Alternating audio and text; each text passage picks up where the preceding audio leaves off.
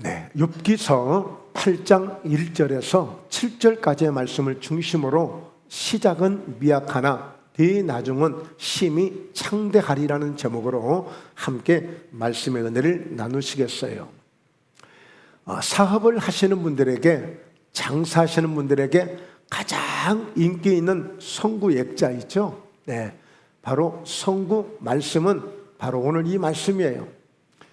비록 시작은 미약하게 이렇게 출발은 하지만 네 나중은 심히 창대하게 될 것이라. 그래서 가장 인기 있는 말씀으로 성구로 이렇게 정해져 있죠. 자, 그런데 이 말씀을 이렇게 주셨을 때에는 하나님이 주신 말씀이 아니에요. 예수님이 하신 말씀도 아니에요. 누가 이 말씀을 주게 됐느냐면 정말 너무너무 고통을 받고 어려움을 겪고 있는 욥의 세 친구들이 지금 찾아온 거예요. 욥은 굉장히 믿음이 좋은 사람이고 아주 부자도 보통 부자가 아니라 억수로 겁나게 허벌나게 부자였어요. 누구도 감히 따라갈 수 없을 정도로 오늘로 말하면 삼성그룹 같은, 현대그룹 같은 그런 아주 회장들만큼이나 그런 부자였어요. 그런데 요즘 이 회장들하고 다른 점이 있다면 욥은 믿음이 좋은 사람이었어요. 하나님이 누구 앞에서, 심지어는 사단 앞에서도 욥의 믿음을 인정해 줄 수 있는 그런 믿음의 사람이었어요. 그런데도 불구하고 그에게 하나님의 뜻하신 바, 생각지 않는, 뜻하지 않는 욥에게 감당할 수 없을 만큼의 커다란 고통이 찾아온 거예요. 너무너무 큰 고통이 찾아왔어요. 10명의 자녀들이 세상에 한 자녀만 잘못돼도 부모는 평생의 가슴앓이를 앓으면서 사는데, 우리가 지난주에 말씀을 나눴듯이 요셉에 대해서 설교를 했는데 12아들 가운데 그 하나들을 잃어버린 야곱은 평생을 그 아들 때문에 가슴앓이하고 살아요. 그런데 이 욥은 한 명도 아니고 10명의 자녀들을 한날 한시에 그냥 똑같이 그냥 죽음을 당했어요. 이건 뭐 눈물도 안 나요. 뭐 어떻게 힘들고 어렵다고 말 자체도 할 수가 없어요. 거기다가 그 많던 재산들이 한순간에 날아가기 시작하는데 한순간에 그냥 물거품처럼 사라지고 마는 그 많던 재산들이. 그리고 거기다가 함께 동고동락하며 그렇게 당신밖에 없다고 그러고 그렇게 참 힘이 되어가지고 철석같이 의지하며 살아왔던 그 아내마저도 아이고 이 찌질아, 네가 믿는 하나님이 그렇다면 난 차라리 안 믿겠다, 차라리 그냥 코 박고 죽겠다. 그리고 그 남편을 아주 저주하듯이 하고 그냥 떠나가 버렸어요. 홀로 남은 욥. 근데 그것도 전부가 아니야. 이번에는 사단이 또 시험을 주는데 머리 끝에서 발끝까지 안 아픈 데가 없어요. 막 헐어가지고 진물이 철철 흘리는 거예요. 너무 힘드니까 휘하장을 가져다가 막 긁어요. 그러니 이건 뭐 몸, 마음, 환경 그 어떤 것도 하나 상한 것이 없는, 세상에 무너져도 이렇게까지 무너질까 싶을 정도로 그런 고통 속에 빠져 있는 거예요. 그러니 당연히 소문이 나겠죠. 이 소문을 접한 아주 욥의 절친들이 아주 친하다고 자칭하는 바로 그런 친구들이 욥을 찾아온 거예요. 그러면서 이제 욥을 어떻게 하겠어요? 위로해야 되잖아요. 뭔가 좀 손을 잡아주고 힘이 되어져야 되잖아요. 말하자면 친구들은 그런 의미에서 온 거예요. 자, 그래서 오늘 우리가 욥의 친구들을 보게 되면 먼저 엘리바스라는 사람이 등장을 해요. 이 욥기서 4장에서부터 여기 이 7장에까지 보면 욥을 위해서 나름대로 힘을 주겠다고 많은 그런 조언을 해줘요. 좋은 말을 해줘요. 근데 욥이 듣는데 이건 이론지, 나를 혼내주러 온 건지, 아니면 자기 똑똑한 것을 과시하려고 온 건지 욥이 구분이 안 되는 거예요. 정말 말씀드렸죠? 너무 힘들고 너무 어려우니까 뭐 말할 어떤 그런 명분도 없고, 말한다는 그 자체가 자신에게는 고통인데 그런 그 욥에게 위로한다고 와서 위로를 하는 것인지 이거 뭐 나를 혼내키려고 온 것인지 이게 가늠이 안 되는 거예요. 그러니까 욥도 그냥 너무 억울하고 힘드니까 항변을 합니다. 그에게 대답을 해줍니다. 이 엘리바스에게. 그런데 욥 역시도 자기 자신이 어찌할 바를 몰라요. 지금 믿음이 좋은 것 같은데 또 보면 그냥 하나님 왜 나 같은 사람을 살게 했습니까? 나를 태어날 때 그냥 죽게 만들지. 그런 없지 않아 자신을 한탄하는 그런 고백도 하게 돼요.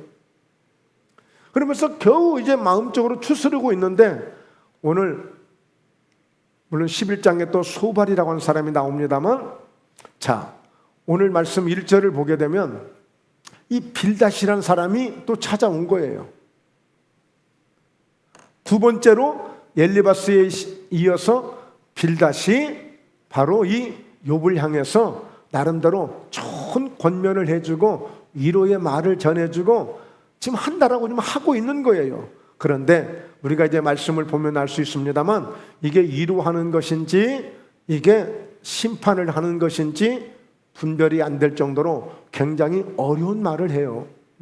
그래서 오늘 첫 번째 이 주제를 정죄와 복음은 다릅니다 라는 주제로 한 거예요. 이 욥의 세 친구들이 찾아와서 거의 정죄 수준이야. 너는 이렇게 잘못했기 때문에 이런 일이 있는 것이고 너는 네가 믿음이 좋은 척했지만 실제 알고 보니 하나님이 네 믿음을 인정하지 않은 거야. 너 혼자 똑똑한 채 했고 너 혼자 우쭐했고 너 혼자 네 믿음이 최고인 것처럼 살아온 거야. 말하자면 친구들은 그렇게 평가를 하는 거예요. 그러니까 말하자면 완전히 정죄를 하는 것입니다. 여러분 가장 힘든 게 그거예요. 가장 힘든 게 누가 사고 나고 싶어서 사고 났습니까? 누가 아프고 싶어서 아팠습니까? 누가 사업이 안 되려고 안 됐습니까? 근데 와서 하는 얘기가 에이 그렇게 하지 말지. 왜 그랬어? 아예 시작을 말지. 아니 이러려고 시작했냐고요. 그래도 시작은 미약하지만 그래도 나중은 그래도 좀 잘 될 줄 알고 누구나 다 시작하는 것이지. 누가 아프려고 아팠습니까? 누가 안 되려고 안 됐습니까? 아니 가다가 사고가 나려고 사고를 낸 것입니까? 아니거든요. 그런데 와서 하는 거예요. 자, 그래서 이것을 정죄라고 표현을 하는데요. 그러나 복음은 달라요. 복음은 예수님을 통해서 예수님의 말씀을 전하는 것이고 예수님의 소식을 전하는 것이고 내가 예수님을 만난 것을 전하는 것이고 내가 하나님의 은혜를 입은 것을 전하는 것이 복음이에요. 복된 소식, 살리는 소식, 가장 기쁜 소식. 복음은 달라요. 우리 예수님은 이 세상에 심판을 정죄를 하기 위해서 오신 것이 아니라 복음을 전하기 위해서 오셨다고 말씀했어요. 복음을 전하기 위해서. 그러니까 우리가 예수님의 말씀을 들으면 뭐가 생겨요? 희망이 생겨요. 다시 용기가 생겨요. 할 수 있다는 믿음이 주어져요. 그래 한번 해보자는 그런 의욕이 생겨요. 이 복음은. 그런데 이 정죄는요 하려다가도 포기가 되어져요. 나름대로 그래도 한번 힘써보려고 하는데 그냥 좌절돼요. 정죄는 큰 도움이 되지 않습니다. 물론 깨닫게 하는 수는 있어요. 그래서 오늘 이 부분들을 함께 살펴보면서 함께 은혜를 받겠습니다. 자, 빌닷이 수아 사람 빌닷이 욥을 향해서 이제 또 이 얘기를 합니다. 자, 네가 어느 때까지 이런 말을 하겠으며 어느 때까지 내 입의 말이 거센 바람과 같겠는가? 지금 우리가 8장을 읽고 있죠. 7장, 6장을 보면 욥이 하는 이야기가 나와요. 즉 다시 말해서 언제까지 네 말이 거센 바람과 같이 거센 바람과 같이 잡을 수 없는 아무 영향력이 될 수 없는 그런 말을 그렇게 쉽게 함부로 그렇게 네가 똑똑한 채 잘난 채 지금 하고 있느냐 이 말이에요. 지금 그냥 네가 우리 말을 들어주는 것만으로도 지금 네가 지금 그렇게 해야 될 그런 형편과 지금 처지인데 지금 네가 뭘 잘했다고 지금 네가 막 그런 큰 소리 치고 그러는 거야. 이거예요. 어느 때까지 네 입의 말이 거센 바람과 같이 그렇게 막 쏟아내고 지금 그렇게 이야기하고 있냐? 너 지금 네가 그럴 형편이냐? 네 처지 좀 봐봐. 네가 지금 너를 지금 잘 모르고 있는 거야. 아니, 오지를 말지. 그쵸? 오지를 말지. 오지를 말지. 와서 한다는 얘기가 지금 이겁니다. 자, 3절에 보면 하나님이 어찌 정의를 굽게 하시겠으며 전능하신 이가 어찌 공의를 굽게 하시겠는가. 네가 네 믿음이 정의롭고 정말 공의로우신 하나님을 온전히 네가 믿었으면 그 하나님이 그 믿음의 정의를, 네가 믿고 있는 그 믿음의 공의를 굽게 하시겠느냐. 이 말은 왜곡시키겠냐. 하나님이 너를 이렇게 잘못되게 하시겠느냐. 하나님이 너에게 이런 불필요한 고통을 주시겠느냐. 굳이 하나님이 너에게 잘못되게 하시겠느냐. 이런 의미예요. 이런 의미. 그러니까 뭔가 너는 지금 많이 부족해. 너는 지금 잘못한 게 많아. 너는 지금 잘못 하나님을 믿고 있었던 거야.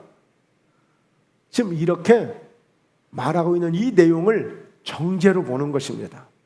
정죄로 봐. 완전히 너는 죄인이야. 너는 잘못 믿었어. 그러니까 지금 네가 이런 고통을 겪고 있고 이런 문제가 갑자기 온 거야 지금. 이런 의미인 것입니다. 여러분, 안 되겠죠? 혹시라도 어느 날 하루 장사를 하다가 장사가 좀 안 됐는데 와서 하는 얘기가, 야, 뭐 이러니 장사 되겠냐? 뭐 좀 이렇게 좀 해놓고 이렇게 좀 해놓고 좀 해야지 뭐. 물론 생각한다고 하는 말이야. 그런데 듣는 사람은 우연히 던진 돌에 개구리가 맞으면 사망 내지는 중상이라고 그러잖아요. 우연히 던지는 말에 나는 큰 상처가 되고 그냥 아유 차라리 오지 말지 그냥 가버렸으면 좋겠다.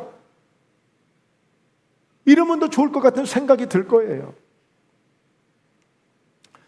자, 보세요. 결정적으로 지금 이 친구들이 하는 말이 이건 정죄하고 있다는 이 말로 우리가 나름대로 분석할 수 있는 것은 이 말씀 속에 있는 거예요. 4절 한번 같이 읽어볼까요? 내 자녀들이 주께 죄를 지었으므로 주께서 그들을 그 죄에 버려두셨나니, 이렇게 얘기하는 거예요. 네 자녀들이 이렇게 죽을 수밖에 없었던 것은, 네 삶의 네 환경에 이렇게 엄청난 이런 재난이 일어났던 것은 네 자녀가 뭔가 주님 앞에 죄를 지었기 때문에 이런 거야. 근데 여러분, 실제 욥은요, 욥기서 1장을 보면 자녀들이 생일 때가 되어지면 다 모이게 해서요 하나님 앞에 제사를 드립니다. 예배를 드립니다. 그리고 자녀들 하나하나를 정말 그 예배를 통해서 모든 혹여라도 하나님 한 해 동안 살아오면서 우리 자녀들이 잘못한 것들이 있으면 용서해 주세요. 은혜를 베풀어 주세요. 이렇게 하면서 예배를 드리며 그 자녀들을 그렇게 지켜오고 인도했던 거예요. 그런데 세상에 이 자녀들이 죄를 짓도록 그냥 버려두었다? 이 말이 안 맞는 거예요. 그러니까 이 욥이 생각했을 때 이건 전혀 얼토당토 않는, 이거 도대체 이 친구 네가 맞아? 나한테 지금 이루하고 있는 게 맞아? 지금 내게 왜 온 거야? 지금 좀 너 못하고 있는 거야? 이런 반문이 생기는 거예요.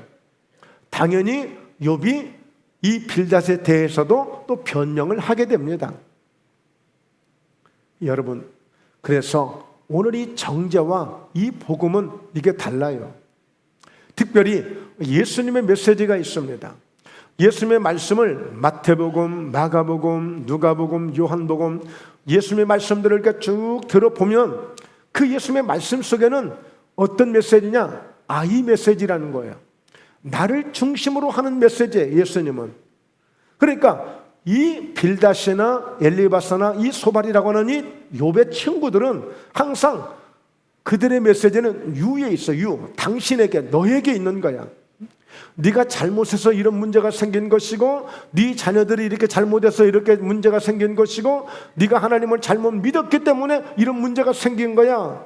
이 욥의 세 친구들도 와서 유, 당신, 너에게 문제 있는 거야. 그런데 예수님의 메시지는 어떤 거예요? 내가 채찍에 맞아줄게. 그러면 너희가 병에서 나을 거야. 내가 저주를 받아줄게. 그래서 가시면류관을 쓰는 거야. 너희에게 평안이 올 것이고 너희에게 정말 자유케 되는 그런 은혜가 올 것이야. 내가 징계를 받아줄게.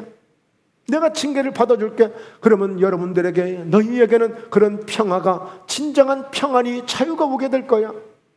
이게 예수님의 메시지예요. 끊임없이 내가 고난을 받을 거야, 내가 죽게 될 거야, 그러면 부활하게 될 거야, 그럼 너희도 함께 부활할 수 있는 거야. 여러분, 예수님의 메시지는 끊임없이. 그러니까 오늘 이 욥의 세 친구들이 와서 정말 그들이 그런 예수님과 같은 아이 메시지, 자신의 그런 어떤 메시지를 그런 심정으로 전했다면, 우리 그런 유행했던 시절이 있죠. 내 탓입니다, 내 탓이요. 근데 오늘 여러분, 이 세계를 보십시오. 이 세상을 보십시오. 지금 세상의 문화는 어때요? 다 너에게, 상대방에게 다 그런 문제가 있다는 거예요. 누구 할 것 없이. 물론 저희 목포회담교회 우리 모든 성도님들은 항상 이런 기대를, 이런 믿음을, 이런 마음을 갖는 거예요. 아이 메시지. 그러니까 이 욥의 세 친구들도 와서, 욥아, 정말 네가 너무 고통을 받는구나. 우리가 기도가 그동안 부족했구나. 우리가 관심이 좀 부족했구나. 내가 좀 너를 정말 더 자주 찾아왔어야 되는데 내가 정말 잘못했다. 미안하다. 얼마나 힘드냐. 뭔가 이렇게 해야 위로가 되고 지금 찾아온 어떤 목적이 되는 것이지, 와서 겨우 한다는 얘기가 네 자녀들이 죽게 죄를 지었으므로 주님 앞에 잘못했기 때문에 이렇게 벌받은 거야. 응? 여러분, 그래서요, 우리가 누구에게 권면을 하거나 누구에게 대화를 할 때 굉장히 지혜롭게 해야 돼. 신중하게 해야 돼. 지금 힘든 줄도 모르고 아픈 줄도 모르고 그냥 한다는 말이 너무 그냥 마음에 상처를 주고 충격을 주는 말을 하면 안 돼요. 그래서 자, 로마서 8장 1절을 한번 같이 읽습니다. 시작. 그러므로 이제 그리스도 예수 안에 있는 자에게는 결코 정죄함이 없나니. 여러분, 우리 예수 믿는 사람 앞에는 정죄함이 없어요. 너 죄인이야, 너 지옥 갈 수 있어, 너 잘못될 수 있어, 너 심판받을 수 있어, 이렇게 할 수 있는 권리가 없어요. 예수 안에 있는 자에게는. 이미 예수님은 온 인류의 죄, 우리의 죄, 나의 죄를 위해서 이 땅에 오신 것이고, 아담과 하와로부터 흘러왔던 그 모든 죄악 때문에 하나님의 영광에 이를 수 없는 그 놀라운 일들을 다 청산해 주시고 끝내 주시고, 길 되시고 진리가 되시고 생명이 되심으로 우리에게 참된 자유를 주시고 우리에게 참된 구원을 주시려고 오신 예수 그리스도 안에 있는 자에게 주시는 이 은혜에 대해서 누구도 정죄할 수가 없는 거예요. 마귀가 와서, 귀신이 와서, 사단이 와서도 이렇게 우리를 정죄할 수 없는 거예요. 이것이 예수 믿는 사람에게, 예수 안에 있는 사람에게 주어지는 가장 위대한 선물이고 가장 위대한 특권이고 가장 위대한 축복인 것입니다. 물론 세상 사람들은 눈에 보이는 것으로, 윤리적인 것으로, 어떤 율법적인 것으로 이런 것들을 이해할지 모르겠지만, 그러나 근본적으로 모든 이 영원한 속죄를 이루신 우리 예수님의 그 은혜는 누구도 정죄할 수가 없는 거예요. 왜? 이제 우리의 신분은 하나님의 자녀들이에요. 여러분, 우리가 어디 가서 야, 너 겨우 이렇게 배웠냐? 너네 부모가, 너네 아버지가 이렇게 가르치더냐? 그러면 그 자녀를 좀 욕하는 게 아니라 그 부모를 좀 탓하고 있는 거예요. 마찬가지로 우리가 여러분 성도들을 향해서, 누구를 향해서 만약에 무엇인가를 나름대로 자기는 생각한다고 해서 말한다고 하지만 그것이 하나님을 향해서, 주님을 향해서 하는 거예요. 예수님께서 사도행전 9장에 보면 다메섹으로 가던 사울이란 청년이 예수 믿는 사람들을 잡으러 가는 거예요. 포송줄을 하나를 안고 거기 포졸들, 군사들을 데리고 가서 줄줄이 굴비를 엮듯이 엮어서 데리고 오려고. 누구? 기도하는 사람들, 함께 예배드리고 있는 예수 믿는 사람들을 잡아서 지금 끌고 오려고, 예루살렘으로 끌고 오려고 다메섹으로 가고 있는데 갑자기 강력한 빛이 내리치더니 그 사울이 길에서 쓰러지고 말았어요. 너무 놀래가지고 도대체 누구길래 나를 이렇게 하고 있습니까? 라고 외쳐요. 나는 네가 핍박하고 있는 나사렛 예수다. 이렇게 예수님이 음성으로 그에게 들려주시는 거예요. 아니, 지금 이 사울은 바울은 예수님을 직접 핍박한 적이 없어요. 그런데 예수 믿는 믿음의 사람들을 괴롭히고 힘들게 하고 스데반을 죽게 만들고, 그러니까 결국 그게 예수님을 핍박하는 거였어요. 여러분, 우리 하나님의 자녀들을, 우리 성도들을 귀하게 여기고 소중하게 여길 수 있어야 돼. 누구도 우리는 정죄할 권리가 없어요. 다만 정죄할 수 있는 권리를 가진 사람이 있다면 아담처럼 마귀에게 속아서 하나님 자리에 올라가서 하나님이 되어서 심판하고 있는 거예요. 판단을 하고 있는 거예요. 그래서 우리는 그 하나님의 자리에서 내려와야 돼. 우리는 항상 하나님의 은혜로 살아가는 사람들이야. 오히려 격려를 해주고 위로를 해주고 소망을 주고 할 수 있다고 용기를 줄 수 있는 그런 믿음을 우리가 가져야 돼. 정죄를 해서는 안 돼. 이 정죄는 너는 이미 끝났어. 싹수가 노랗다. 너는 이미 끝났다니까. 이러면 큰일 나요. 우리 예수 믿는 사람들은. 네, 큰일 납니다. 자, 이게 정죄입니다. 이게 정죄. 죄에 쌌은 사망이요. 이게 율법이 정해놓은 정죄예요. 그러니까 죄를 지으면 반드시 죽는다는 것이 이게 딱 정해진 거예요. 이거는 이게 정해진 거예요. 이게 정죄라는 거예요. 그러나 보세요. 하나님의 은사, 하나님의 선물은 그리스도 예수 우리 주 안에 있는 영생이니라. 그러니까 정죄가 주는 것과 율법이 주는 것과 바로 예수 안에 있는 그 은혜가 주는 것은 천양지차, 하늘과 땅 차이, 하늘과 땅 차이.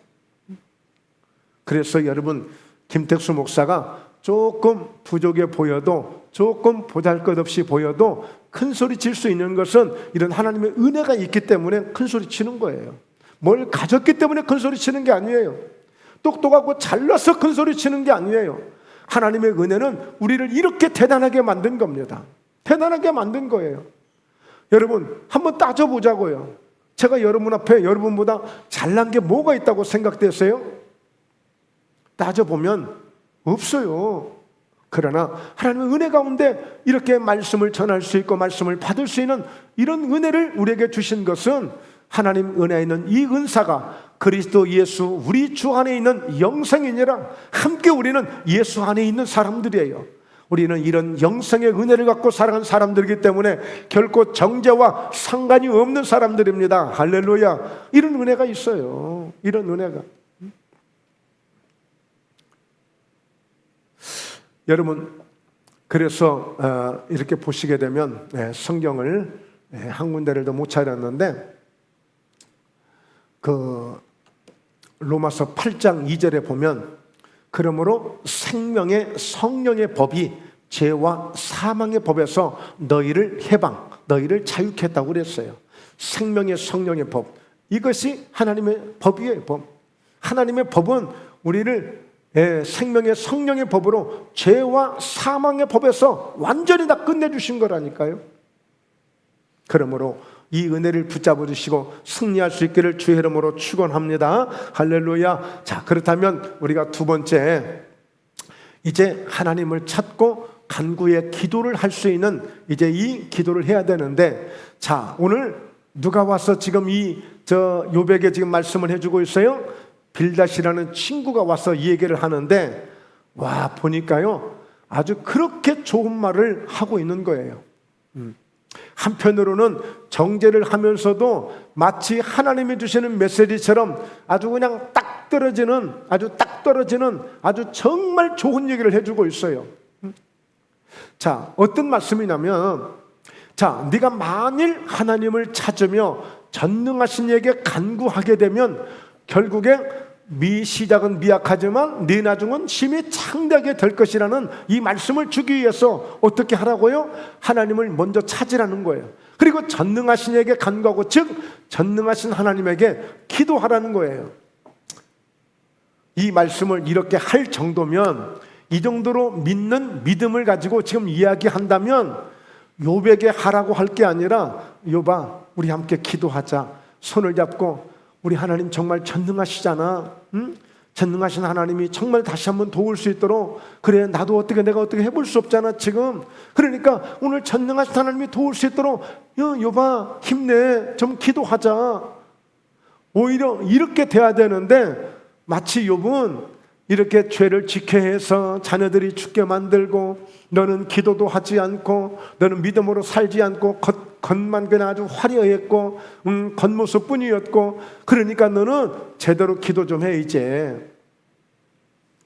그러나 우리가 여러분 들어야 될 말이 있습니다. 마태복음 23장 3절에 보면 거기 사두개인들에 대한, 바리새인들에 대한 이런 예수님의 책망이 있으시는데, 예수님께서 뭐라고 말씀하시냐면, 야, 바리새인들이 너무 말을 잘해. 그러니까 오늘 예수 믿는 사람들에게, 제자들에게 바리새인들이 하는 모든 말들을 반드시 그것을 행해라. 그걸 행해. 그러면 잘 되게 돼 있어. 틀림없이 잘 되게 돼 있어. 그런데 그들의 행동은 본받지 마라.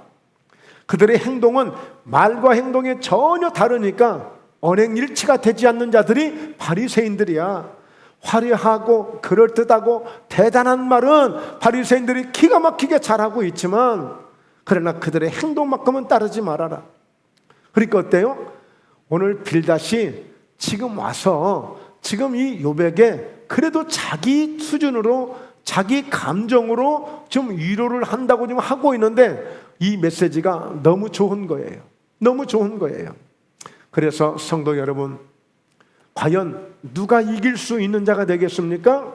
누가 이길 수 있는 자가 되겠어요? 네, 여러분 충고해주고 권면해주니까 내가 이겼다고 생각할 수 있겠지만은, 그러나 그 말을 듣는 자들, 그 말을 듣고 그 말을 붙들고 다시 시작할 수 있는 자가, 오늘 반드시 시작은 미약하지만 나중은 창대하리라는 약속으로 연결이 되기 때문에, 오늘 하나님 말씀을 우리가 잘 깨어 듣고, 어쩔 때는 부담스러운 말씀이 될 수도 있고, 어쩔 때는 부담스러운 이런 소리같이 들려지지만, 그것을 오늘 약으로 삼고 내가 쓴 보약으로 삼고 이 말씀을 새기면서 정말 기도하라고, 그럼 나 기도 한번 해볼게 하고 정말 기도할 수 있는 이런 믿음을 갖고 행한다면, 반드시 오늘 비록 이렇게 시작은 미약하고 완전히 망해버린, 다시 시작해야 될 그 욥의 신세에 있지만 나중은 창대하게 될 수 있는 그런 길이 열리게 될 줄로 믿습니다. 할렐루야.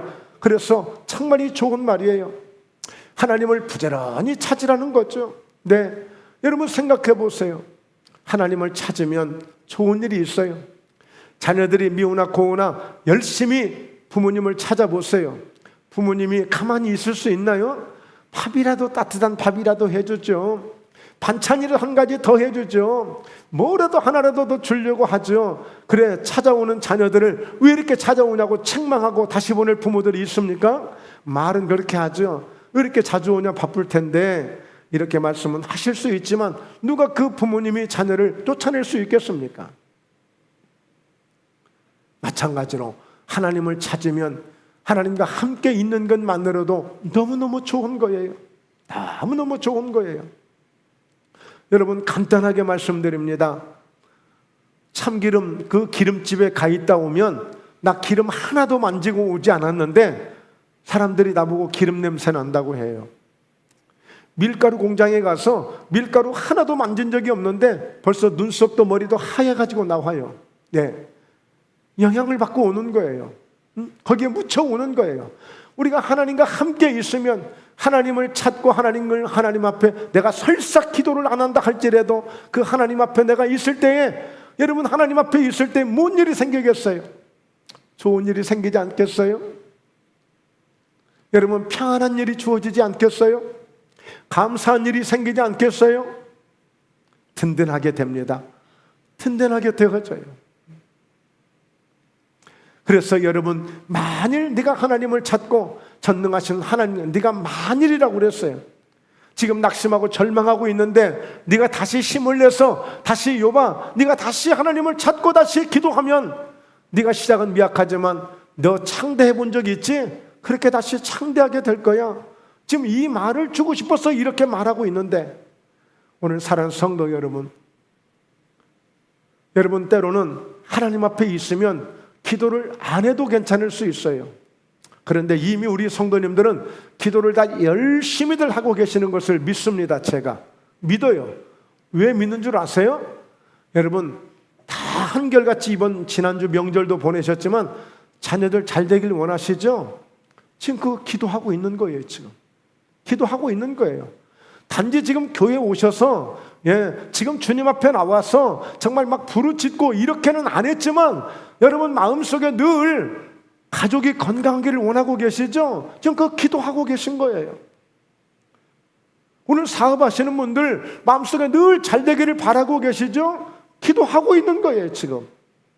그런데 바로 이 기도를 지금 여러분들이 하고 있는 그 기도를 강단에서 선포되는 목사님들이 강조하고 또 저도 개인적으로 강조한다는 것은 그 마음을 그대로 들고 와서 이왕이면 하나님을 부르고 예수님을 부르고 때로는 목소리로 하나님 앞에 간구하고 기도할 때 그러면 더 하나님이 기뻐하시고 하나님이 더 영광을 받으시는 그런 응답을 주실 수 있다는 것을 강조하고 있는 것뿐이에요.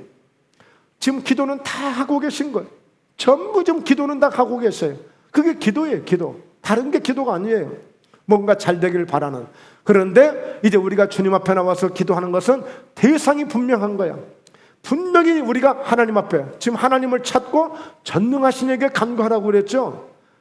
하나님을 찾는다는 것은 하나님은 여호와 일의 하나님, 여호와 니시 하나님, 즉 모든 것을 준비하신 하나님, 승리하게 하시는 하나님, 여호와 샬롬 하나님, 평강을 주시는 하나님, 이렇게 다양한 하나님께 대해서 그 하나님을 찾으라는 거죠. 그리고 전능하신 하나님에게 간구하고 능히 이루지 못할 일이 없는 전능하신 하나님, 아무리 지금 시작이 다시 다 무너졌고 이제 제로 상태, 영의 상태에 있지만 다시 기도하면 나중에 창작이 될 수 있다는 이 놀라운 역사를 주실 수 있는 분이 누구라고요? 전능하신 하나님. 그래서 저희 목포예담교회도 개인적으로 김택수 목사도 끊임없이 이 전능하신 하나님을 찬양하고 붙들고 의지하고 있는 거예요.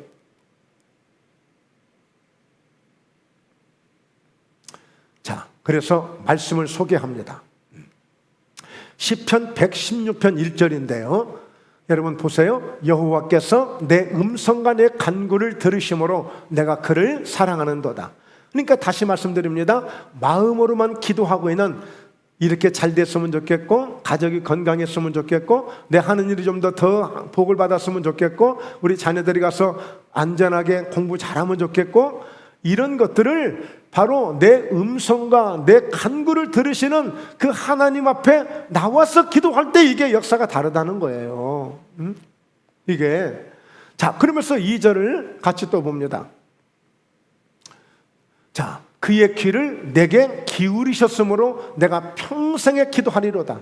다윗은 기도를 통해서 너무 많은 응답을 받아봤기 때문에 이렇게 하나님이 자기가 기도하면 하나님이 꼭 귀를 열고 내 기도를 듣고 계시는 것처럼 그렇게 믿고 있는 거예요.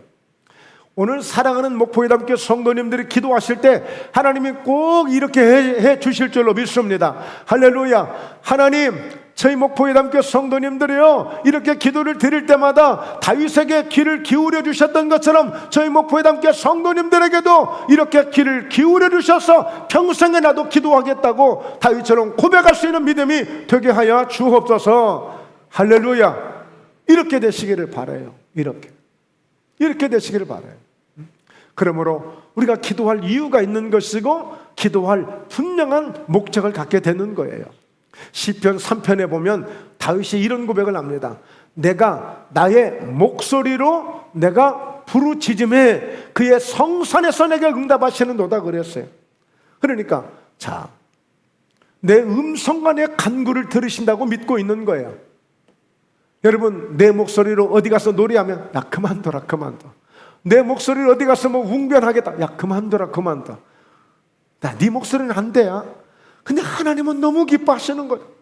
내 목소리가 돼지 멱다는 목소리를 할지라도 하나님은 내 목소리를 너무너무 귀하게 여겨주시는 거예요.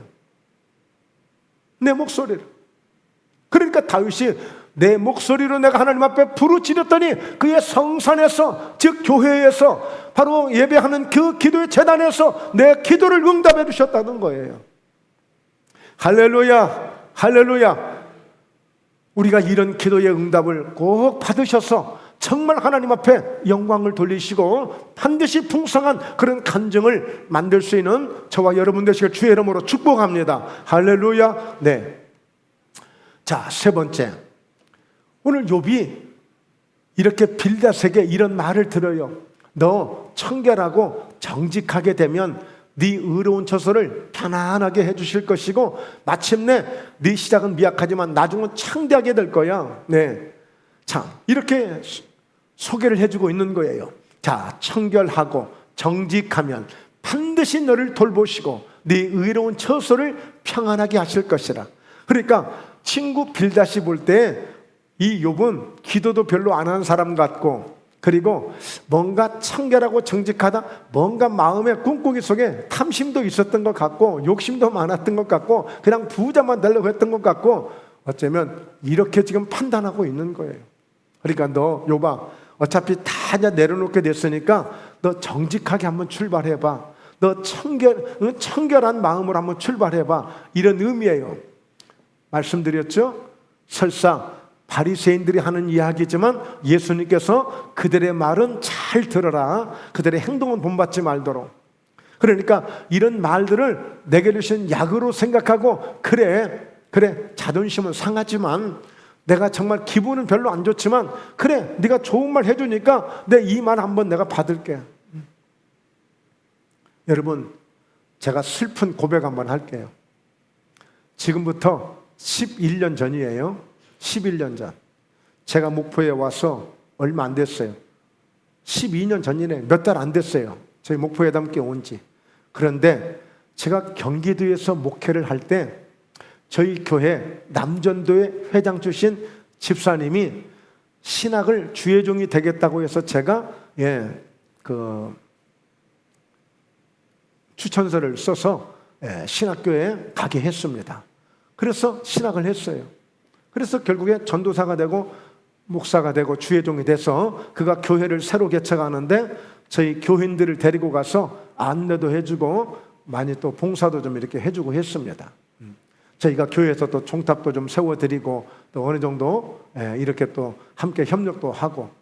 그런데 이 친구가, 이 목사님이 오늘 갑자기 부흥사가 돼버린 거야. 부흥사가 됐어요. 그래가지고 여기 목포에 부흥사로 온 거야. 부흥사로. 12년 전에 막 제가 이제 목포 교회를 이렇게 여기 오게 되고 불과 며칠, 한 서너 달 됐을까? 얼마 안 됐어요. 근데 국민일보 신문에 전단지가 끼어서 들어온 거예요. 그래서 알게 된 거예요. 그래서 제가 찾아갔어요. 가서 은혜를 받았어요. 그런데 교회는 자그마한데 하여튼 어쨌든 몇십 명이 모여가지고 그 집회를 은혜롭게 이렇게 잘 진행을 하는데 뜨겁게 이제 통성으로 막 기도를 하는 거예요. 그런데 그 친구는 어떻게 보면 제자예요. 또 아들 같은 그런 그 어떤 인간적으로 볼 때는 그리고 봐도 연령적으로 봐도 한참 동생이고, 저는 그래도 제가 그 담임 목사였잖아요. 그런데 한참 같이 그 속해서 기도를 하고 있는데 와서 저에게 막 안수를 하는 거예요. 저에게 막 손을 얹고 막 안수를 하고 기도를 하는 거예요. 그러니까 제가 굉장히 만감이 교차하는 거예요. 만감이 교차해요. 절대 이게 A적으로 볼 때 이게 할 수 있는 그런 그 범위가 아니에요. 저도 저희 성도님들 제가 안수할 때 굉장히 조심해서 합니다. 그리고 예를 들어서 어디 가서 제가 집회를 해도 장로님들 이런 분들한테 절대 손 함부로 얹지 않아요. 설사 손을 얹어도 등에다 살짝, 어깨에다 살짝 이렇게 하지 함부로 안수 안 해요. 근데 그 목사님이 제가 왔는데 막 저에게 안수를 하고 막 그래요. 순간에 은혜가 되는 게 아니라 와, 내가 너무 막 갑자기 서러운 생각도 들고 별 생각이 나는 순간 막 만감이 교차하는 거야. 근데 딱 스치는 순간에 그래, 제대로 받자. 하나님이 쓰시는 종이라면 당연히 받아야지. 하나님이 쓰시니까 여기까지 이렇게 인도해서 목회도 아직 얼마 안 됐는데 벌써 부흥 강사로 벌써 하나님이 쓰신다면 내가 얼마든지 받아야 돼. 나는 지금 어떤 형편인가? 나 지금 어떻게 보면 실패해서 내려온 사람이고 어려운 고난 속에 내려온 사람인데, 그래 내가 힘을 얻을 수 있다면 무슨 내가 자존심이 문제냐? 기도를 받았어요. 기도를 받았어요. 예. 그리고는 그 친구를 저희 교회 강사로 또 초빙을 해서 저희 교회에서도 부흥회를 해드렸습니다. 여기 성도님들은 아무도 몰라요. 우리 문영자 권사님만 아시겠어요. 예. 제가 목포에 온 지 불과 몇 달 안 됐어요.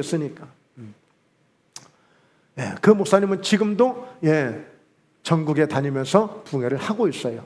그러니까 여러분, 오늘 비록 이 빌닷이 내게 와서 이거 뭐 이루한다고 나를 뭐 어떻게 힘을 준다고 한다는 얘기가 나를 완전히 지금 뭐 죄인으로 지금 몰아붙이고 있는 거예요. 그냥 막 방탕생활하고 아무렇게나 그냥 뭐 내 인생을 막 방치하고 살고, 그래서 막 청결하지도 않고 정직하지도 않고 막 거짓말을 하고 사기나 치고, 그래서 남에게서 그냥 막 뭐 뜯어서 뭐 부자나 된 것처럼 나를 이렇게 좀 취급하고 있는 거예요. 욥이 볼 때. 그런데 설사 이럴지라도 말씀은 말씀으로 받을 수 있는, 할렐루야, 할렐루야, 이런 영적인 귀가 열리시고 마음이 열리시는 이런 좋은 토양이 되시면 오히려 여러분 이 말을 주는 빌닷보다도, 빌닷은 이들은 와서 이제 이 한 번 이렇게 경련합니다만 이들은 더 이상의 하나님이 언급하지 않아요. 결국에는 하나님이 욥을 주도해 가시면서 욥을 축복하시고 욥을 쓰시는 것을 보게 된다니까요. 마태복음 5장 8절에 마음이 청결한 자는 복이 있나니 그가 하나님을 볼 것이요. 네, 우리 하나님을 향해서 늘 이런 청결한 마음을 갖는 것이 굉장히 중요합니다. 네. 그리고 잠언서 14장 11절에 악한 자의 집은 망하겠고 정직한 자의 장막은 흥하리라. 그러니까 예수 믿는 사람들은요, 그런 어떤 그 사람들이 생각하는 기준이 굉장히 높아요. 예수 믿는 사람들은 어디 가서 행동을 마음대로 못해요. 사실 제약되는 게 많고 눈치를 봐야 되는 것들이 많아. 그래서 선의의 피해를 입는 거야. 할 수 없어요. 왜? 그만큼 세상은 우리를 그렇게 보고 있기 때문에. 심지어는 욥같이 그렇게 믿음을 지키며 살아왔는데도 불구하고 욥의 친구, 잘 알고 있는 절친이라고 하는 욥의 친구들도 겨우 욥을 이렇게밖에 못 보고 있는데 우리 같으면 어떻겠어요? 여러분, 성경은 빛이 되고 소금이 되라고 그러잖아요. 어디 가서 빛이 돼야 되겠어요? 어두운 곳, 죄악이 있는 곳, 캄캄한 곳, 절망이 있는 곳, 한숨이 있고 실패가 있는 곳, 그곳에 가서 빛이 돼야 되니까 우리 굉장히 힘든 거예요. 쉬운 게 아니에요. 그냥 훤한 데 가서 빛 내라는 그런 의미가 아니에요. 소금이 되는 것도 이미 절망하고 있어요. 썩어가고 있어요. 이미 변질되고 있어요. 그곳에 가서 소금이 돼. 내가 희생 안 하고는 안 되는 거예요. 내가 헌신해야 되는 거예요. 여러분, 예수 믿는 것이 그냥 쉽게 되는 게 아닙니다, 사실. 잠언서 15장 8절에 악인의 제사는 여호와께서 미워하셔도 정직한 자의 기도는 그가 기뻐하시느니라. 자, 그러면서 결론을 봅니다. 오늘 여러분, 미약한 시작과 창대함의 나중을 여러분 어떻게 느끼시는가를 한번 여러분 질문하고 싶어요. 자, 미약한 시작. 지금 욥을 만약에 생각한다면 그냥 아주 그냥 쓰레기 치우는 것도 문제야, 이게. 이런 상처를 덮는 그 미약함, 아무것도 없는 상태야. 반면에 창대함, 어마어마한 거야. 막 창고도 많고, 여기저기 뭐, 굉장히. 비교한다면 어떻게 느껴지십니까? 이게 가능하겠습니까? 그런데 오늘 성경은 이 부분을 약속하고 계세요. 여러분, 내 시작은 미약하였으나 내 나중은 심히 창대하리라. 그래서 창세기 12장 2절에 보면 최초에 하나님이 직접적으로 약속하신 내용인데, 아브라함에게 너 친척 본토 아비집을 떠나서 내가 너에게 지시할 땅으로 가게 되면 내가 너로 큰 민족을 이루게 만들어주고 너에게 복을 주어서 네 이름을 창대하게 해서 너는 복이 되게 해줄게. 이거예요, 하나님이. 실제 이게 됩니다. 이게 가능해요. 신명기 28장 1절에도 하나님의 말씀을 삼가 듣고 그 말씀을 잘 지켜서 행하게 되면 너로 하여금 세계 가운데 뛰어난 그런 이름을 주시겠다고 약속하고 있어요. 자, 그래서 오늘 이 말씀을 정리해 보면 여러분, 이 미약을 창대하게 하는 데는 이제 딱 답이 나왔어요. 어떻게 하면 된다고 그랬어요? 하나님을 부지런히 찾고 전능하신 하나님에게 기도하면 된다고 그랬어요. 그리고 청결하고 정직하게 되면 반드시 시작이 미약하지만 나중은 창대하리라고 했어요. 어려운 것도 아니에요. 한번 해보는 거예요.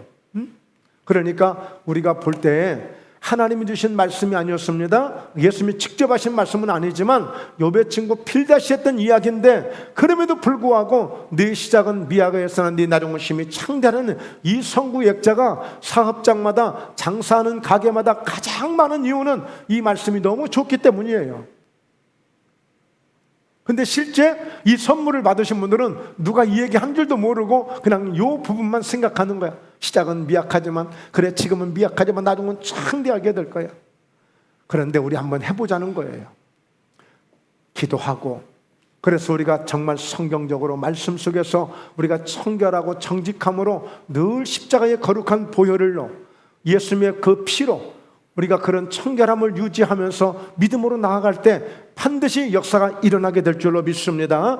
여러분, 오늘 이 미약을 이제 창대하게 만들어 보신 분들이 계실 거예요. 나 원래 아무것도 없었는데, 나 원래 단칸방에서 시작했는데, 나 조그마한 저 한 평도 안 되는 시작했는데, 창대하게 되신 분들이 하는 이야기가 있어요. 무슨 이야기냐? 그래, 이 미약을 창대로 옮겨지기까지는, 미약을 창대하게 만들기까지는, 이 미약을 창대하게 이루기까지는 나 그때 많은 땀이 나 있었다. 나 많은 땀을 흘렸습니다. 어떤 분은 나는 이 미약을 창대로 만들기까지, 이 창대로, 미약을 창대로 옮기기까지, 이 미약을 창대로 이루기까지는 나는 많은 눈물도 흘렸고 나는 많은 땀도 흘렸어. 그뿐이 아니야. 난 이렇게 되기까지는 얼마나 많은 희로애락이 내게 있었는지 몰라. 이런 고백들을 할 수 있는 거예요. 미약이 창대까지 되어지기까지는 그저 그냥 쉽게 단순하게 되는 건 아니에요.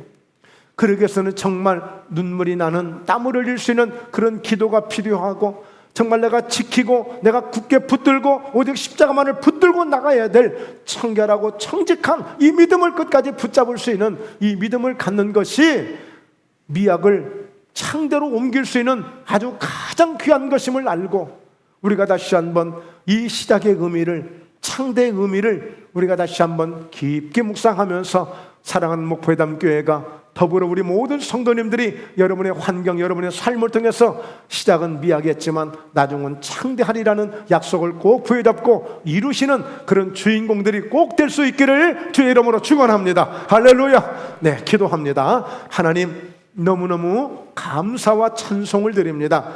하나님, 저희 목포회담교회가 우리 모든 성도님들이 때로는 상황에 따라 미약하지만 나중은 심히 창대하게 되는 놀라운 응답과 축복이 넘치게 있을 줄로 믿습니다. 축복하심을 감사하오며 예수님의 이름으로 기도드리옵나이다. 아멘.